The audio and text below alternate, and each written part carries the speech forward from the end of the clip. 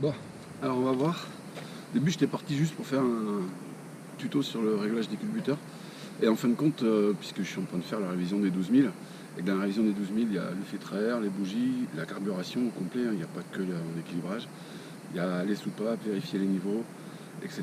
Donc en fait on va faire un tuto sur la révision des 12 000 et on va voir à peu près tout ce qu'il faut réviser sur la meule à ce moment-là. 1. Les soupapes. 2. Le filtre à air. Si tu as un NGK, bah, tu le nettoies bien, tu le regraisses, tu le remontes. Le filtre à air, je te rappelle, c'est dans le réservoir, hein, c'est là au-dessus. Voilà, donc 2, le filtre à air. Et 3, la carburation complète. C'est pour ça que voilà, ta bougie, c'est pas obligé que ce soit la carburation qui la rende noire. Ça peut être aussi un défaut de réglage des culbuteurs. Et comme on l'a vu dans le tuto des culbuteurs, ils étaient quand même bien déréglés. Et dans mon cas, il y a une bonne partie du suie qui était sur la bougie qui venait du mauvais réglage. En fait, c'est le système anti-pollution qui renvoie les gaz de devant du cylindre avant au cylindre arrière. C'est pas super. Pour démonter le réservoir, c'est pas compliqué. Hein. Tu as une vis ici. On enlève la vis. Il y a un petit tuyau de trop-plein juste ici dessous. Là. Tu recules gentiment le réservoir. Voilà, ça c'est la base. Donc ici, là, tu vois, tu as un petit tuyau de trop-plein qui est branché sous le réservoir. Là, tu vas trouver une petite bitioque, tu le remets dedans, ou tu l'enlèves, tu dégoûtes. Donc tu recules d'abord le réservoir, tu le lèves, tu le réavances. Ici, là. Donc ici, là, tu vois, il y a des plots en caoutchouc là, pour amortir le réservoir, hein, qui tient quasiment qu'avec ça. Et au-dessus, là, il y a une patte. En caoutchouc, la pâte à gaz, tu reposes la pâte à gaz par-dessus. Ici, là, tu as le tuyau d'arrivée d'essence. Il y a un T là, c'est le carburateur avant, carburateur arrière, arrivée d'essence. Donc tu la déclipes. Tu fermes le réservoir. C'est position neutre, c'est au milieu.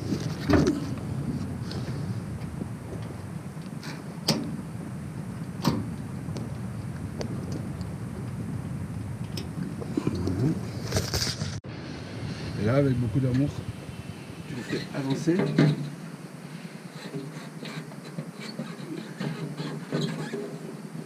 Tu le tournes comme ça, parce que là, il y a les robinets à faire passer.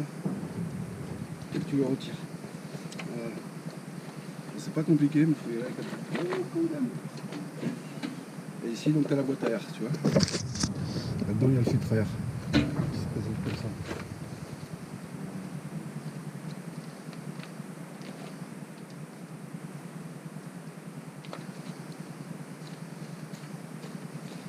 Donc, tu as le filtre à air qui est posé dans la boîte. Le filtre à air, il me semble, moi j'ai un carburateur, donc il est foutu comme ça.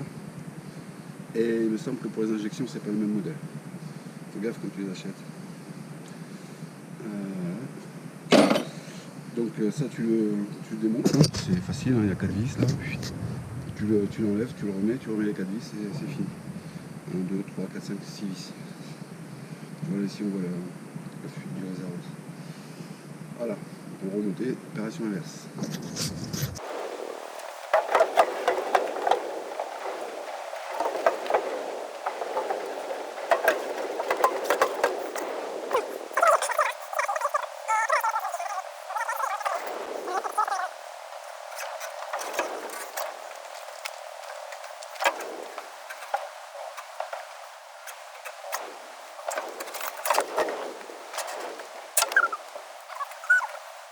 Pas grave, mais bon.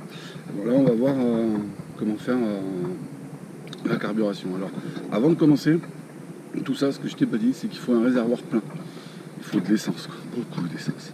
Parce qu'on va laisser le moteur tourner plusieurs fois, très longtemps, et tu vas peut-être pas cramer le plein, mais pas loin, quoi. Ce serait con que tu te retrouves sans essence chez toi, quoi. Voilà. Donc, avant ça, je vais déjà aller démonter les bougies.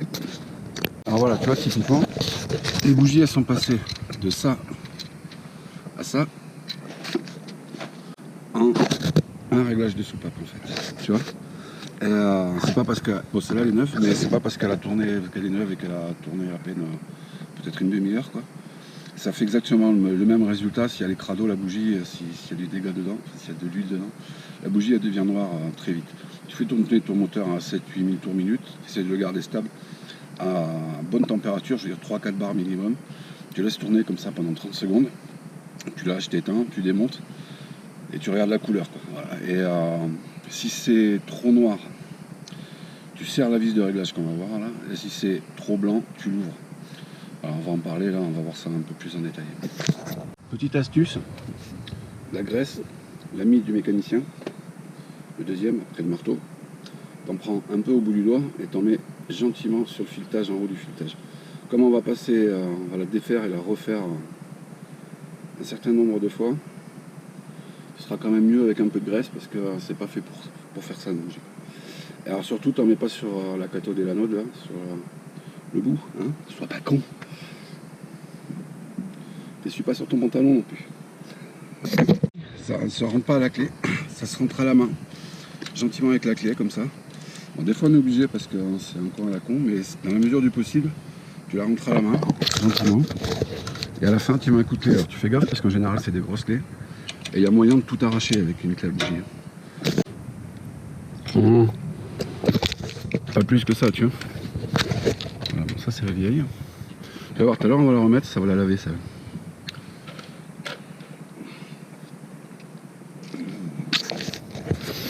Bon là, il faut faire tourner le bourrin pour qu'il chauffe. Magie du cinéma. Alors en même temps qu'on va faire la richesse, on va faire la dépression en même temps. La dépression c'est l'équilibrage. Donc pour ça il faut des outils, il faut des manos. Alors il y a tout un tas de solutions, tu as le Twinmax, ça c'est juste bête des manos.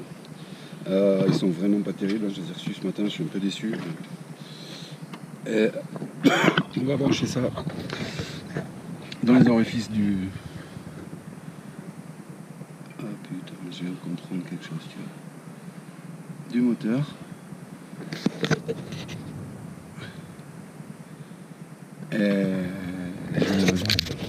Ou brancher les dépressiomètres. Tu regardes sur un plan, hein. C'est la vis qui est là. Alors là, elle n'y est plus. Elle n'y est plus parce qu'il y a un bâtard qui me l'a fait l'année dernière. J'ai payé 150 balles, ça n'a jamais marché. J'ai retrouvé le starter pété. Là, je découvre qu'en fait, la vis s'est barrée aussi ou il n'a pas remise. C'est vraiment des crevards. Par contre, c'est étonnant. Le moteur a marché tout l'été quand même. Donc là, tu branches ton petit tuyau. Il y a un joint au bout. Cette vis là qui manquait, la vis de bouchon de dépression. Donc d'origine, elle est collée par l'ingénieur de chez Honda. Si tu te demandais pourquoi il a collé, maintenant tu as la réponse. Alors je sais pas si le mécano qu'il a touché l'année dernière a oublié de la remettre ou si elle s'est barrée cet été. Mais dans les deux cas, la coller c'est peut-être pas mal. Voilà, donc moi tout ce qui est collé, moi, qui a une trace de colle, je recolle. Après, tu fais ce que tu veux. Côté, c'est pas pareil. Parce que comme je t'ai dit tout à l'heure, il y a le tuyau, en fait on se sert de la dépression du carburateur arrière pour faire fonctionner l'antipollution. Donc en fait tu peux récupérer le tuyau de l'antipollution, c'est le petit tuyau là qui va au gros clapet qu'on a vu dans le réglage des culbuteurs.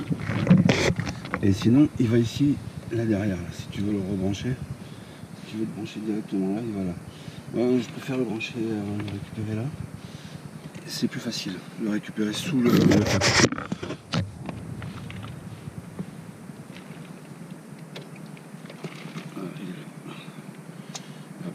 Quand on mange, je branche.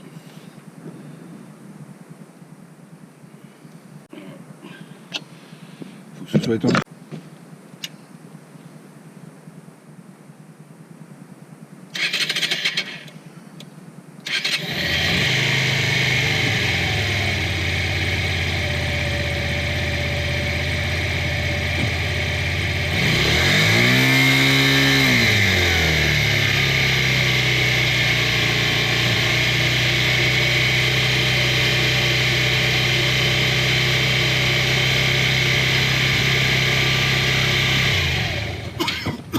Le mec là, je vous ai pas dit là, donc une fois qu'il est câblé et tout ça, ici on a des molettes là. Donc on va juste montrer.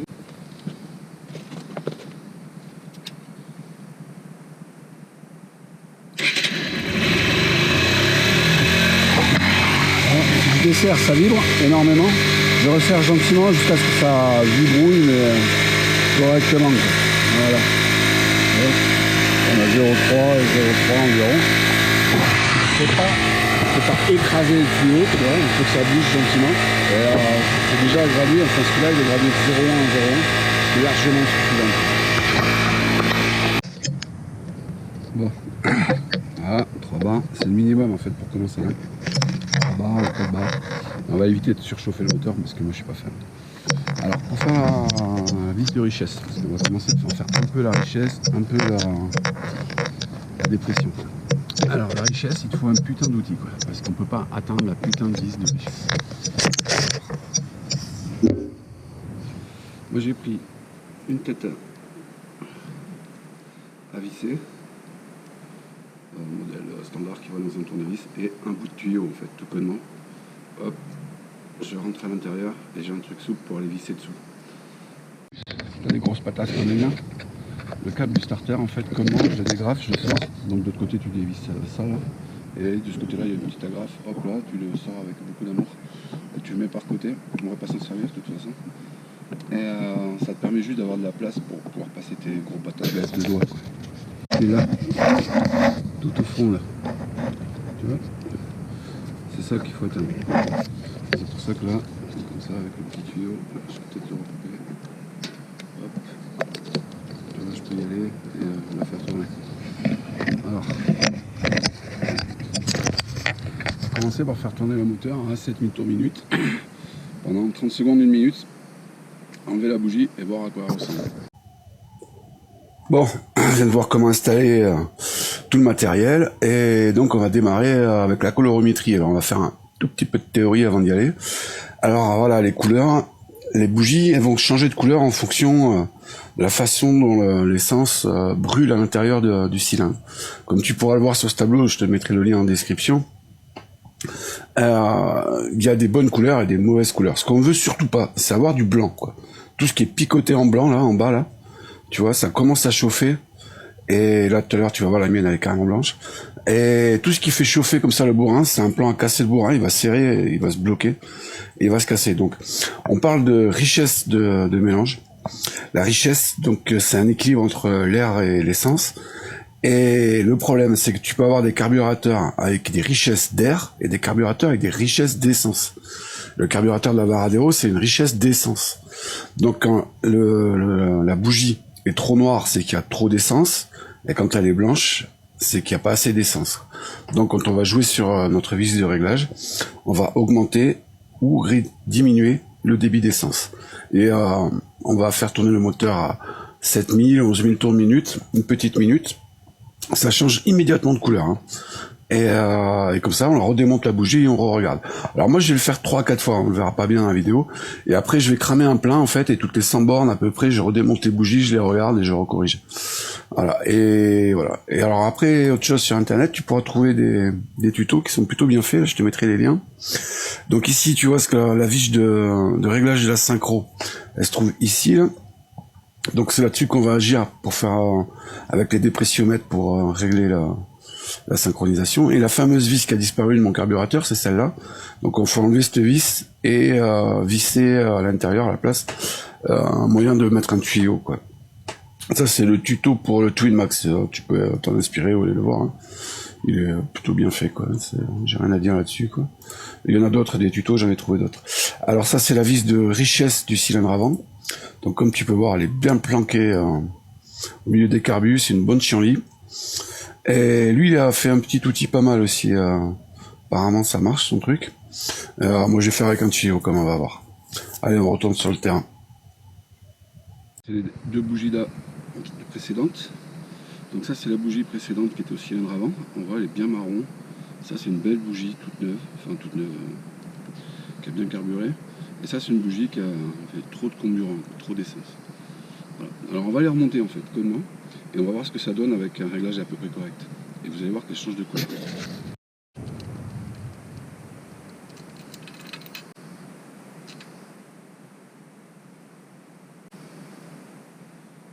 Bien noir.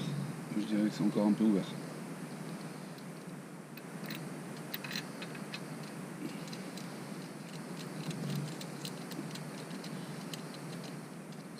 Ouais, alors là tu vois,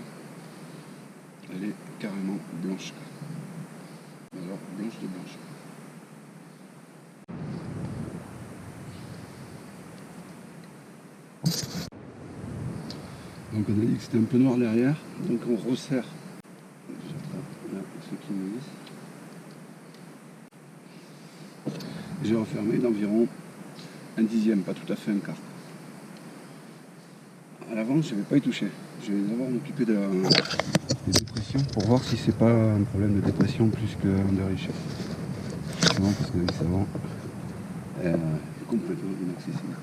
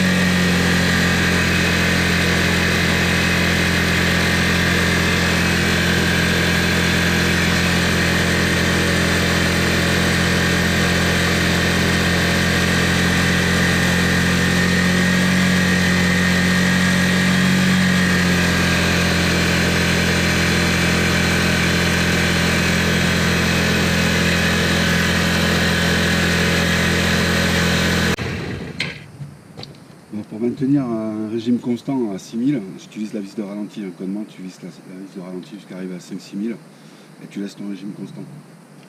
Donc là, voilà, on a fait l'équilibre avant-arrière. On va laisser refroidir parce que tout ça, ça fait chauffer énormément. Alors on veut la garder chaude, mais on ne veut pas non plus qu'elle surchauffe et l'abîmer. On a fait un équilibrage.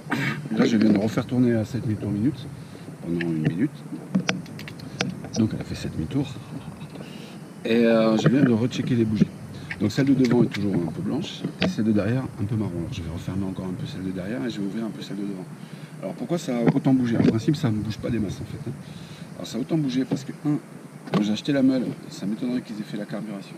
Et le gars d'avant, il a vidé le pot d'échappement, il n'y a plus de laine de verre, ce qui permet à l'air de s'échapper beaucoup plus vite. Et moi je viens juste de monter un filtre à air KN, tout neuf, tout huilé. Et donc ça aussi, ça permet à l'air de mieux passer. Donc il y a plus d'air dans le carbu que d'origine, que prévu d'origine.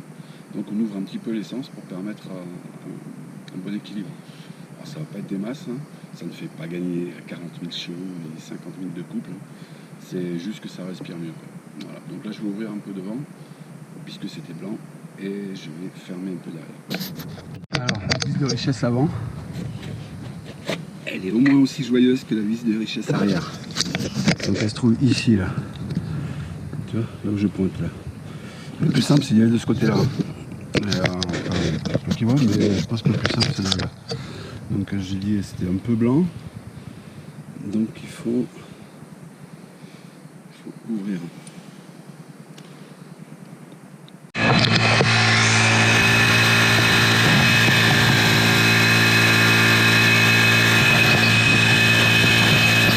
Tout à l'heure qui était toute noire, bon là elle n'est pas encore un peu toute noire, mais en fait elle est beaucoup moins crade, elle a limite à revenir au blanc. On va la refaire tourner en fait pour savoir la bonne couleur. C'est plus facile, hein, c'est ce que j'ai lu quelque part, de faire ça avec des vieilles bougies qu'avec des neuves en fait. Bon, parmi les autres points, pendant que ça refroidit gentiment, en fait je vais finir la carburation en roulant parce que ça me saoule. Je vais faire tourner le bourrin. On peut faire ça en roulant aussi. En roulant, tu roules, tu reviens, tu règles, tu regardes, etc. Alors je vais la remonter, du coup je vais te montrer comment la remonte parce qu'il y en a qui vont demander. Alors avant de la remonter, il y a d'autres trucs à faire. Donc là on l'a bien fait tourner. Du coup on va checker le radiateur. Alors au passage je mets la main dessus pour voir s'il est chaud parce qu'il y a une vanne qui empêche l'eau de remonter quand il fait trop froid pour pas que le moteur il reste froid. Donc je mets la main dessus, il est chaud, donc la vanne est ouverte. Et maintenant on peut faire le niveau. Parce que remonter le niveau à froid, ça marche pas.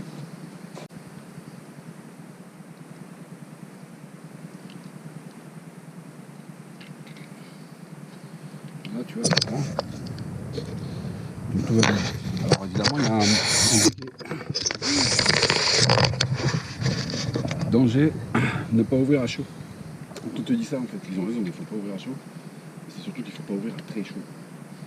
La température d'utilisation normale, il n'y a pas de pression, ou très peu de pression. En fait, c'est quand la meule surchauffe que tu as des problèmes. Hop, moi je l'ai cassé ça.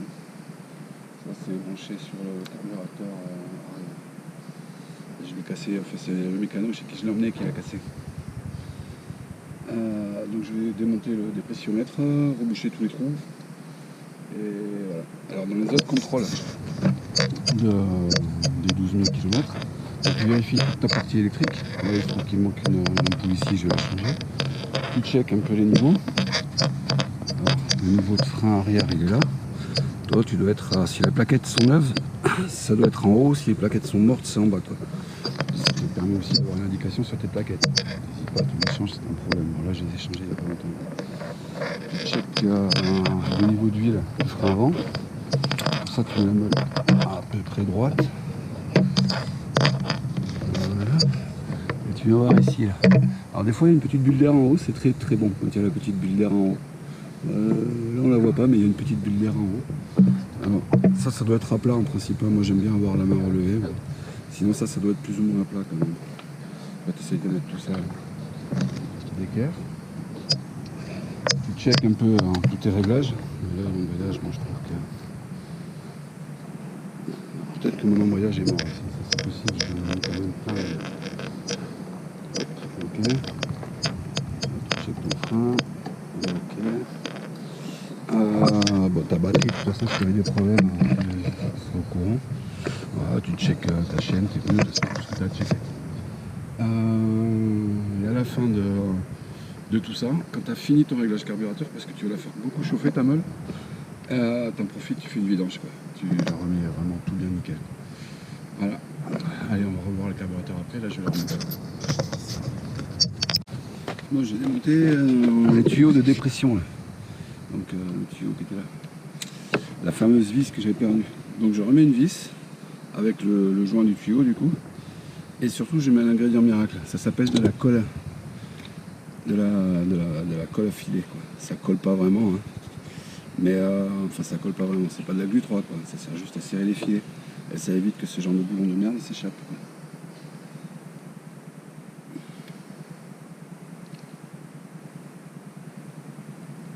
Ça va faire chier. Là où c'est. Le moment où tu mets un coup d'accélérateur.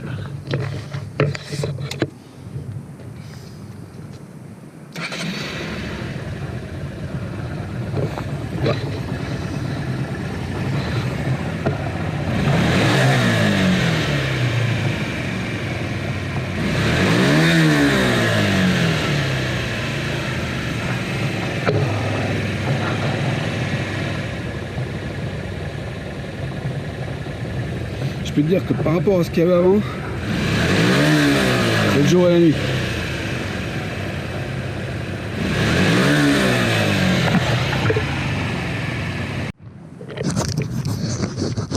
Dans le plus souci de gain de temps, je démonte pas entièrement le carénage.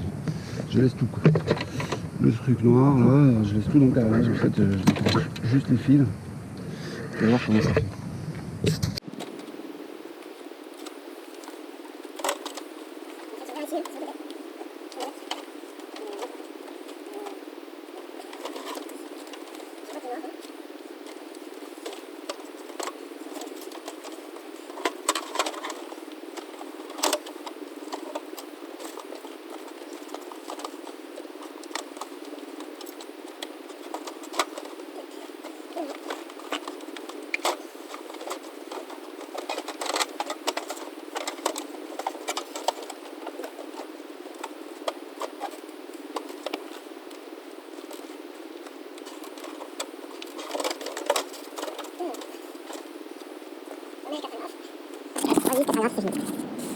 Tu commences par les deux vis en haut là, du carénage qui le tiennent à l'araignée.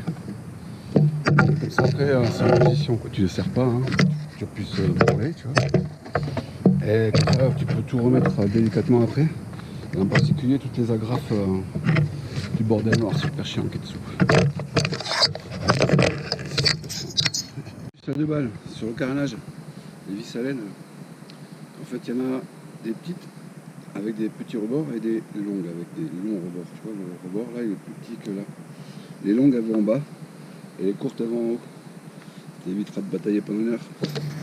Ah, donc après, t'as plus qu'à recabler toute l'électricité. C'est rien à oublier, bon, c'est pas très compliqué. Là, c'est un clignotant, donc il y a un clignotant de chaque côté. Ça, c'est le phare, donc j'ai rajouté des gadgets dessus. Ça, c'est le clignotant de l'autre côté. Il n'y a pas grand chose. Hein. Voilà, ça, c'est le phare. Bon, il y a les clignotants et le phare. Pas de phare. Le code. Croisement. Le phare. Clignotant qui pète la forme. Les clignotants sur la Varadero, avec l'âge, le clignoteur lui-même, c'est une capacité, il finit par merder, il faut le laisser allumer un petit peu longtemps, ça charge la capa. Il faut aussi nettoyer les contacts, j'ai un coulin, un coulotte. Petit coup de W40 dans tout ce qui traîne, ça fait pas de mal sur le 2000. Donc c'est pas de la VSR, c'est le W40. Ça nettoie un peu, ça on jouit gentiment les contacts.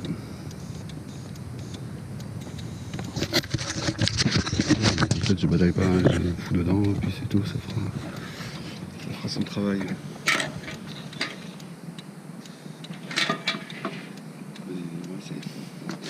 Alors, ça met aussi un peu dans la clé, ça lui fait du bien aussi.